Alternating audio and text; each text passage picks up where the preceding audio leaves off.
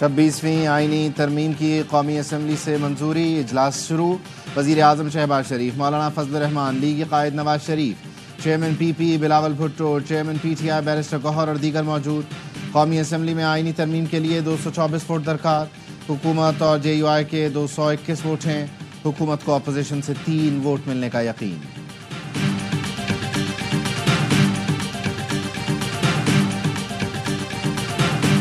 Sixty-five members are in favor of the motion regarding passage of the bill and 4 members are against it.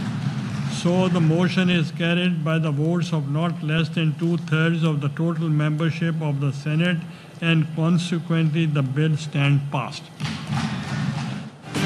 حکومت نے 2/3 اکثریت سے 26ویں آئینی ترمیم منظور کرا لی۔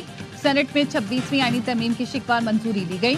پہلی شک میں 4 ووٹ مخالفت میں آئے، بقیہ تمام شکیں 65 ووٹوں کے ساتھ متفقہ طور پر منظور کی گئیں۔ آئینی ترمیم منظوری کے وقت ایوان میں نون league, P P, J you آئی اور اے این پی کے ارکان موجود رہے۔ بی این پی کے 2 سینیٹرز بھی اجلاس میں آئے۔ بیرسٹر علی ظفر، اون عباس، حامد خان اور راجہ ناصر عباس نے بل کی مخالفت کی۔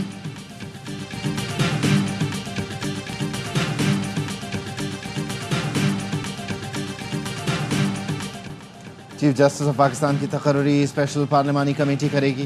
آرٹیکل 175A میں ترمیم کے تحت سینئر ترین جج کے بجائے 3 سینئر ججوں میں سے کسی ایک کا انتخاب ہوگا۔ چیف جسٹس تقرر کمیٹی میں 8 MNAs اور 4 سینیٹر شامل ہوں گے۔ کمیٹی چیف جسٹس کی مدت پوری ہونے سے 14 روز پہلے نئے چیف جسٹس کا نام دے گی۔ مدت پوری ہونے سے 3 روز پہلے نئے چیف جسٹس کی تقرری کر دی جائے گی۔ ججز تقرری کے آرٹیکل 175 میں بھی ترمیم۔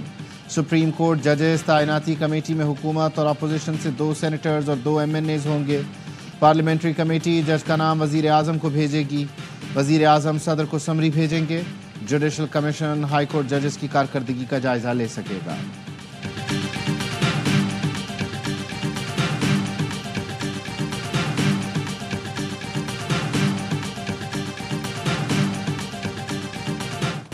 سپریم کورٹ اور ہائی کورٹس میں آئینی بینچز بنیں گے۔ آرٹیکل 191 میں آئینی بینچ کی ترامی منظور۔ آئینی بینچ کا ہیڈ سینئر ترین جج کہلائے گا۔ آئینی بینچ آئین کی تشریح اور دیگر آئینی مقدمات سنے گا۔ آئینی بینچ میں تمام صوبوں سے برابر ججز تعینات کیے جائیں گے۔ صوبائی اسمبلی کی اکثریتی قرارداد سے ہائی کورٹس میں آئینی بینچز تشکیل پائیں گے۔ آرٹیکل 209 میں ترمیم کے تحت سپریم جوڈیشل کونسل کی تشکیل نو ہوگی۔ Chief justice of Pakistan supreme judicial council کے سربراہ ہوں گے۔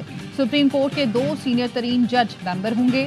2 ممبرز ہائی کورٹس کے چیف جسٹس ہوں گے۔ آرٹیکل 177 میں ترمیم سے دوہری شہریت والا شخص سپریم کورٹ کا جج نہیں بن سکتا۔ سپریم کورٹ کا جج بننے کے لیے ہائی کورٹ میں 5 سال کا تجربہ لازمی قرار۔ ہائی کورٹ اور سپریم کورٹ میں 15 سالہ وکالت کے بعد وکیل سپریم کورٹ کا جج بن سکے گا۔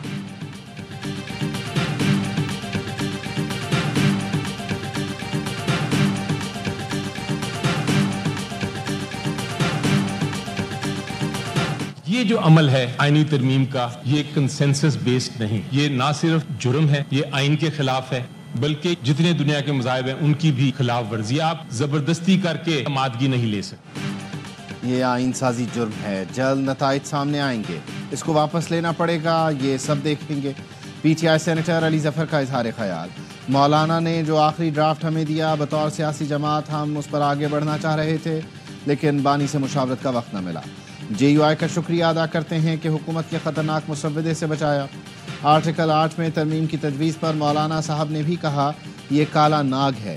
سینیٹر شہری رحمان نے کہا ہم کالے یا سفید ناگ کے سامنے بین نہیں بجاتے، ہم اسے وہیں ختم کرتے ہیں۔ دنیا بھر میں یہ اختیار پارلیمان کے پاس ہے۔ ججوں کی تقرری میں پارلیمنٹ کا کردار حملہ نہیں۔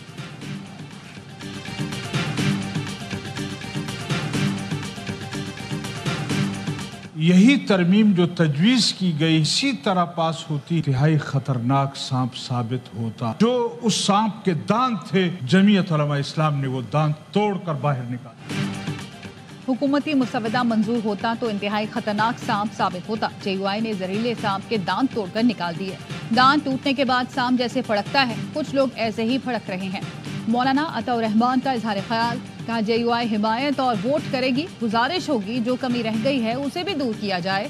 ایمل ولی خان نے کہا فخر ہے ثاقب نثار، گلزار اور کھوسہ جیسے ججوں کے تقرر کا راستہ روک دیا۔ ججوں کا تقرر حکومت ہی کا اختیار ہے، ملک اسی نے چلانا ہے۔ پی ٹی آئی والے آگے بڑھیں، کب تک بانی کا انتظار کریں گے؟ وہ جیل میں قید ہیں۔ جو بل پیش ہو رہا ہے اس میں 26 میں سے 4 نکات نکال لیے گئے۔ فوجی، سرکاری، ذاتی تنصیبات پر کوئی بھی حملہ کرتا ہے اس کے خلاف سخت کارروائی ہونی چاہیے۔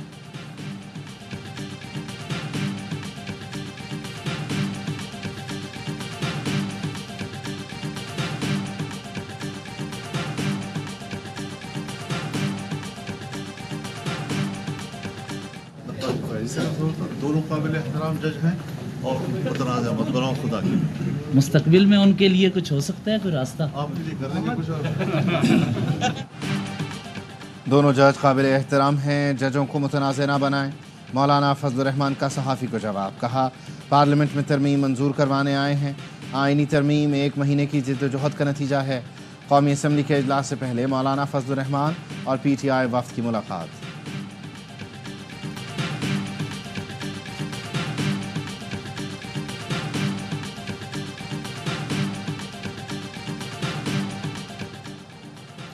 جے یو آئی کے مطالبے پر آرٹیکل 38 میں ترمیم شامل، 2028 تک ملک کو سود فری کیا جائے گا۔ شرعی عدالت کے ججوں سے متعلق بھی جے یو آئی کی تجویز مان لی گئی۔ آرٹیکل 203 سے تبدیلی ہوگی۔ لفظ ہائی کورٹ کے ساتھ وفاقی شرعی عدالت بھی لکھا جائے گا۔ شرعی عدالت کا جج سپریم کورٹ کا جج بننے کا اہل ہوگا۔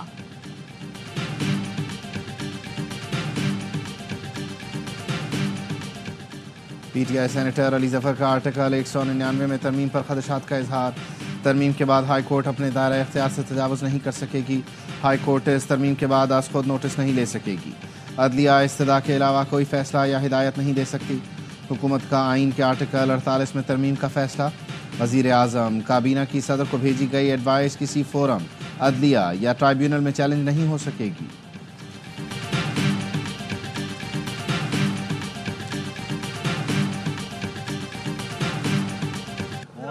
آ رہے ہیں، گانا تھا نا ان کا، مولانا آ رہے ہیں، پاکستان کے وسیع تر مفاد کی خاطر اور اقتدار اور جمہوریت کی خاطر مولانا صاحب کا ساتھ ہونا، اس پہیے کا ساتھ ہونا بہت ضروری ہے۔ میرے لیے میری birth day is on the 21st of October۔ میں تاریخ سے بتا رہا ہوں آپ کو کہ 21st کو اس سے پہلے بہت چیزیں اچھی ہو جائیں گی۔ 21st is the marked date۔ Senator Faisal Voda کی 2 مزید پیش گوئیاں درست نکلیں۔ سابق وفاقی وزیر نے ایک بار پہلے ہی ARY نیوز کے پروگرام میں گفتگو کرتے ہوئے صاف لفظوں میں کہا تھا کہ مولانا فضل الرحمان مان جائیں گے اور آئینی ترمیم کی حمایت کریں گے۔ فیصل ووڈا نے پہلے ہی بتا دیا تھا کہ 21 اکتوبر سے پہلے آئینی ترمیم منظور ہو جائے گی۔ فیصل ووڈا کہتے ہیں یہ ترمیم آخری نہیں ہے، مزید بھی ہوں گی۔ سینٹ میں تعداد پوری تھی، گاڑی کی ڈگی کھولنے کی بھی ضرورت نہیں پڑی۔ پاکستان کی ترقی کے آگے جو بھی آئے گا بلڈوزر چلے گا۔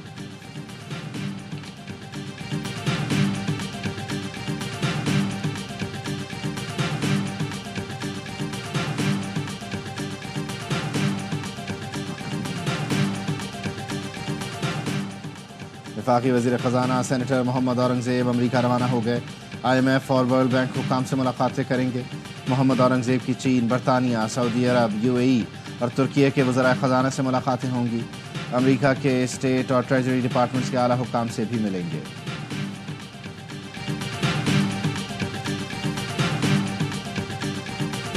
رواں ملک گیر انسدادی پولیو مہم چلانے کا فیصلہ۔ پاکستان سے ملحقہ افغان سرحدی اضلاع میں بھی پولیو مہم چلائی جائے گی۔ 4,56,00,000 سے زائد بچوں کی پولیو ویکسینیشن ہوگی۔ پولیو مہم کا پہلا مرحلہ 25 اکتوبر سے سندھ میں شروع ہوگا۔ اسرائیلی فورسز کی غزہ کے علاقے بیت اللحیہ میں بمباری، 73 فلسطینی شہید۔ خان یونس جانے والے انجینئروں کی گاڑی پر میزائل حملہ، 4 شہید ہو گئے۔ غزہ میں حماس کی مزاحمت جاری، تازہ حملوں میں 2 اسرائیلی فوجی مارے گئے۔ صہیونی فورسز کا 16 روز سے شمالی غزہ کے 3 علاقوں کا محاصرہ۔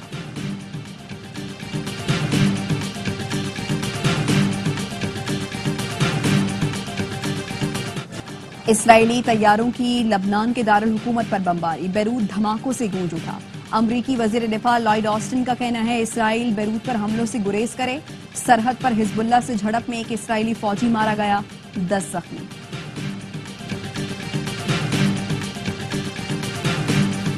غزہ اور لبنان میں اسرائیل مظالم کے خلاف مختلف ممالک میں احتجاج۔ سینیگال میں ہزاروں افراد کی ریلی، تل ابیب میں مظاہرہ۔ شرکا نے کہا یرغمالیوں کی واپسی کے لیے حکومت کچھ نہیں کر رہی، مظاہرین کا غزہ میں فوری جنگ بندی کا مطالبہ۔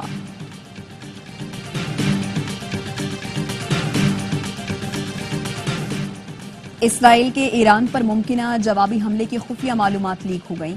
CNN کے مطابق خفیہ معلومات مڈل ایسٹ اسپیکٹیٹر نامی ٹیلی گرام اکاؤنٹ پر شائع کی گئی ہیں۔ دستاویزات تک کس کی رسائی تھی؟ امریکہ نے تحقیقات شروع کر دی۔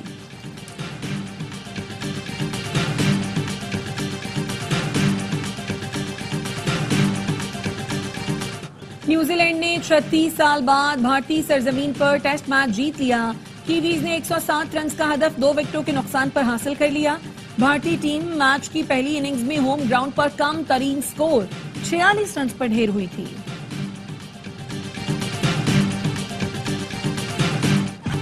ویمنز T20 ورلڈ کپ کی نئی چیمپئن ٹیم کا فیصلہ آج ہوگا۔ جنوبی افریقہ اور نیوزی لینڈ کی ٹیمیں مد مقابل آئیں گی۔ میگا ایونٹ کا فائنل دیکھیے اے اسپورٹس پر براہ راست۔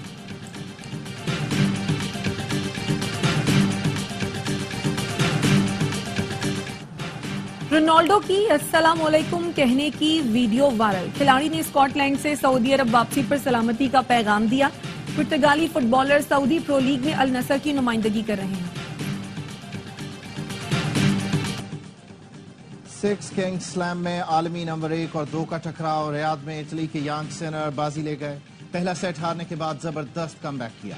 ہسپانوی حریف کارلوس الکاراز کو سنسنی خیز مقابلے میں 2-1 سے شکست دے کر ٹرافی اپنے نام کی۔ آرٹس کونسل کراچی میں ورلڈ کلچر فیسٹیول جاری۔ آج پاکستانی تھیٹر پلے گڑیا کا گھر پیش کیا جائے گا۔